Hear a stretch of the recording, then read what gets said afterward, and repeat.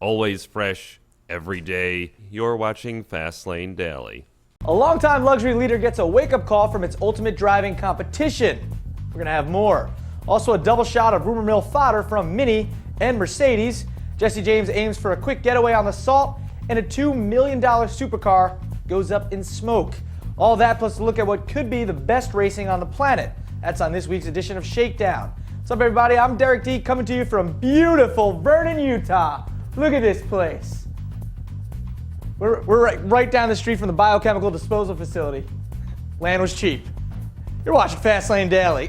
This is great. Fastlane Daily with Derek D, always fresh every day. The global economic downturn causes yet another upset in the auto industry, this time in the competitive luxury car field.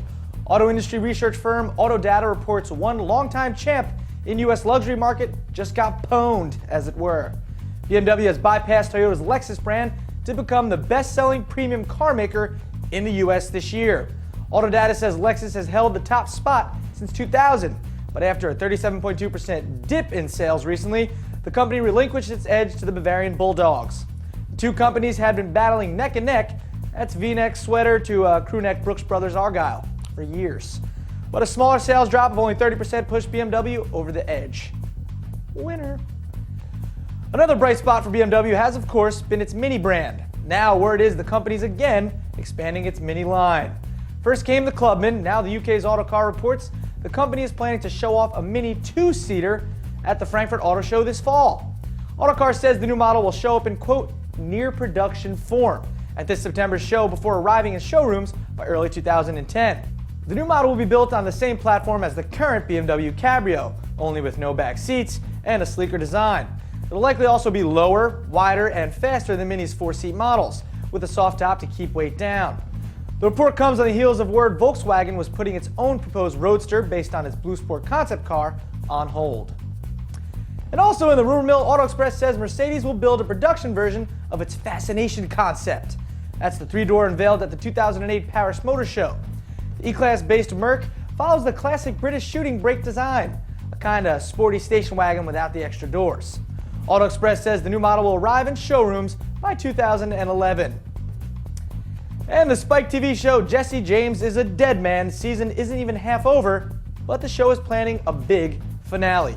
Auto Week reports James and the crew are working on a hydrogen-powered Bonneville racer that'll propel the Monster Garage star on a hopeful speed record run. The car is actually a salt racer from the 1960s with a new Chevy crate motor and about 10,000 psi worth of gaseous hydrogen. No word on when Jesse James will be making the run or when his scheduled date of death will be, but Auto Week says more info is forthcoming. It's pretty cool because that's only like an hour away from here, in Vernon, Utah. Ian? Yeah, it's beautiful. It's beautiful. Next new really fit the bill for this one. And it started life as a $2 million supercar and ended as a carbon fiber barbecue grill. In California this week, a 53-year-old Minnesota man stood by as his McLaren F1 supercar went up in flames. Tear. Irv Kessler was driving on Airport Boulevard in Santa Rosa, California, when another motorist noticed a bit of smoke coming from the back of the V12-powered Macker. Firefighters were called, and they stopped the blaze before it could spread into the cabin. According to reports, the McLaren hadn't been driven in 6 months before being taken out this past weekend. But all isn't lost. The car's owner apparently told firefighters that while the McLaren is worth around $2 million, it's insured for $3 million. Really, Irv, isn't that convenient? Suspicious fire, $1 million more than what the car's worth? Economic downturn got you down? Filed claim like 4 days ago? I see where you're at, Irv. Nice. Catch up with FLD on Twitter. That's twitter.com/FastlaneDaily right here. Twitter? Really? Like, where'd you get that name, Twitter? And like, ooh, I'm gonna tweet now. Where'd you get that? Tweet? Hang out with my tweeps? What am I? I'm Twerk? Twerk D? Am I Tweedledee? What's Ian? Tween? He's tween right now. Twacob. That's Jacob. Okay, I'm done. Get out of here. No, I'm serious. Get out of here. That was weird. A knife just went flying in here. All right. Don't forget to subscribe to Fastlane Daily on YouTube and also friend us on Facebook. Friend us. Next up, Leo Parente gives us the rundown on the racing season and reveals which series offers the best racing action in the known universe. That's on Shakedown coming up right after this.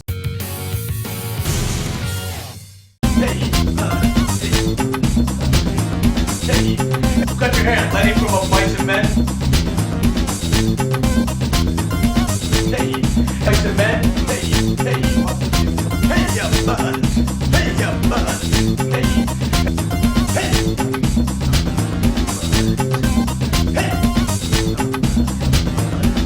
Hey, you gotta watch when I'm doing my thing. When I'm doing my thing. Hey.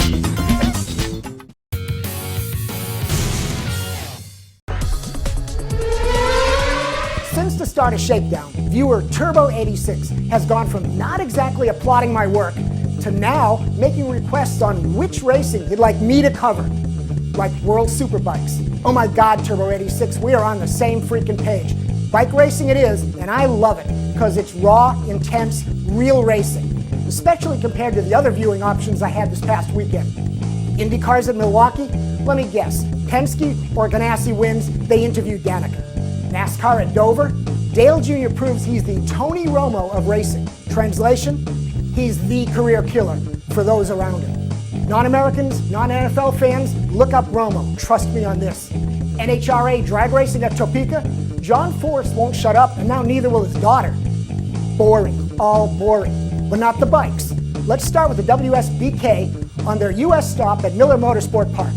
45,000 fans, and that's a lot, saw American rookie Ben Spies dominate. What I saw was a technique called backing the bike in, basically sidestepping the rear tire to rotate the bike on corner entry. These racers dance the equipment, and Spies, what's he up to? 7 wins, 7 poles in his first 14 races in Superbike? Awesome. And then there was MotoGP in Italy, where Valentino Rossi was going for 8 straight years of winning at Mugello. It didn't happen. But when Casey Stoner pushed his Italian Ducati to the front, the Tifosi still had reason to cheer, despite Rossi's failure. The Fiat Yama team chose hard compounds front and rear on a drying track for Rossi, so no tire heat came in fast enough to get Rossi up to Casey or to Lorenzo, who went out on medium fronts and hard compound rear. But it was the 250cc race, specifically the last lap of the 250 race, that sealed the deal for me and bike racing as my new motorsport fave.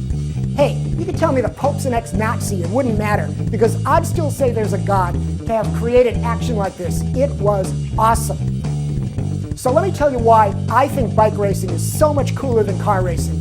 First, it's athletic. You can see the riders really working. The body English weight shifting, the parachute braking sit-ups, knees on the tarmac, dangling legs in the braking zone, versus what? Ooh, Tony Kanaan looks tired. His helmet's leaning a little to the left more than usual. Please. Next, brake zones and corners in bike racing are electric. You can see the bikes on the edge. Their action is not the crash or the spin, but the actual art of racing. Then there's the reality of mechanical grip. It encourages competition versus aero-assisted handling that negates close running and masks talent. Plus, the bikes are not all one spec. They're technically differently interesting. And finally, the pilots themselves. Personalities plus. Let's compare, for example, the 2 Marcos, Andretti and Simoncelli. YouTube these guys and compare interview styles. Guess which one had my wife laughing and loving it, and which guy had me groaning even before he crashed again. Bottom line is this. Yeah, I love F1 and Le Mans, but the car racing rule makers better get to a bike race pronto and figure out how to bring bike-style action back to 4-wheel racing. My suggestion? Adjustable wings that take downforce off the cars into the brake zone and corners. Then let's watch the driving talent go to work. Or maybe we just have Dale Jr. change crew chiefs every week. Make it like an American Idol competition. Then Speed TV can spend hours talking up that as how exciting it is. Thanks, Leo. Maybe I'll drift my pit bike. Ooh. Someone just tweeted I shouldn't do that. Bad idea. Good call. Well, that about does it for Fastlane Daily today. I'm Derek D, and you guys have a... Why is there a random picture of He-Man there? Oh, nice. A foghorn sound. That's cool, Ian. Real cool. Whoopee cushion, really? See, this is the stuff I have to deal with. The editor just throws, oh, nice. Throw up a random picture of me doing something stupid. That's cool. Thanks, Ian. Real good. You guys have a lovely Thursday. Oh, that's real funny. That's not funny. Nope, that's not funny. You guys have a lovely day. Ian, stop it. That sounded stupid. Okay? It's over. End it.